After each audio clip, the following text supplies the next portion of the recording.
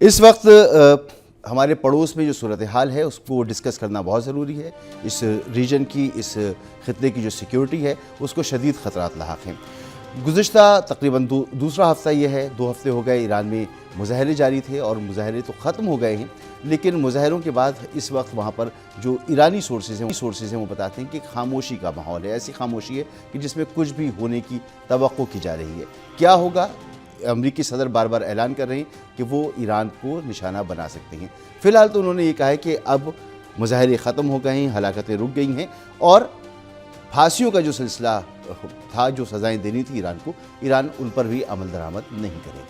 اس وقت جو تازہ ترین ڈیولپمنٹ ہے وہ یہ ہے کہ سعودیہ، عمان اور قطر نے ثالثی کی پیشکش کی تھی اور ٹرمپ یہ کہہ رہے ہیں کہ ان ممالک کو بھی ثالثی کی ایک پیشکش، جو ان کی پیشکش تھی اس پہ ان کو موقع فراہم کیا ہے کہ ایران سے بات چیت ہو۔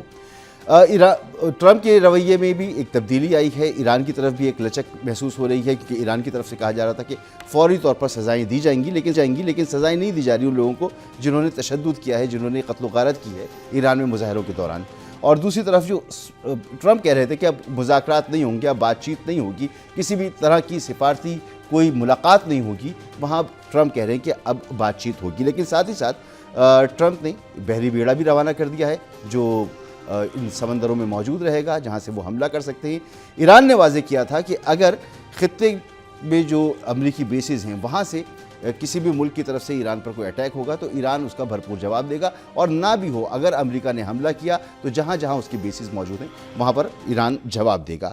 امریکی ٹی وی کیا کہہ رہا ہے؟ امریکی ٹی وی یا مختلف جو ذرائع ابلاغ ہیں امریکی، وہ کہہ رہے ہیں کہ ٹرمپ ایران پر زوردار اور فیصلہ کن حملہ کرنا چاہتے ہیں، وہ طویل جنگ کے بجائے مختصر لیکن فیصلہ کن کارروائی چاہتے ہیں۔ دوسری جانب اسرائیلی میڈیا کے مطابق اسرائیلی آرمی چیف نے فوری دفاعی تیاریوں کا حکم دے دیا ہے۔ شمالی اسرائیل سمیت مختلف علاقوں میں بم شیلٹرز کھلنا شروع ہو گئے ہیں۔ اسرائیل توقع کر رہا ہے کہ امریکہ ایران پر حملے سے قبل وارننگ دے گا۔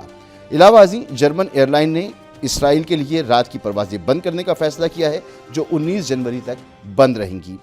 ایران میں سیکیورٹی صورتحال کے سبب امریکہ کے بعد اسپین، پولینڈ اور اٹلی نے اپنے شہریوں کو فوری ایران چھوڑنے کی ہدایت کر دی ہے۔ اٹلی کی وزارت خارجہ کے مطابق ایران میں تقریباً 600 اطالوی شہری موجود ہیں، جن میں سے اکثریت دارالحکومت تہران میں مقیم ہے۔ بیان میں شہریوں کو ہدایت کی گئی ہے کہ سیکیورٹی صورتحال کے پیش نظر ایران سے انخلا کی کوشش کریں۔ پولینڈ کی وزارت خارجہ نے بھی سوشل میڈیا کے پلیٹ فارم ایکس پر اپنے شہریوں کو کہا ہے کہ وہ فوراً ایران سے انخلا کو یقینی بنائیں۔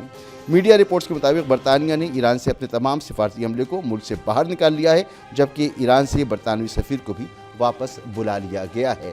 تو ایئر لائنز بند، فضائی حدود ایران نے بند کی پھر کھول دیں، امریکی بیڑا آ رہا ہے، مذاکرات بھی ہو سکتے ہیں، تو معاملہ کس طرف جائے گا؟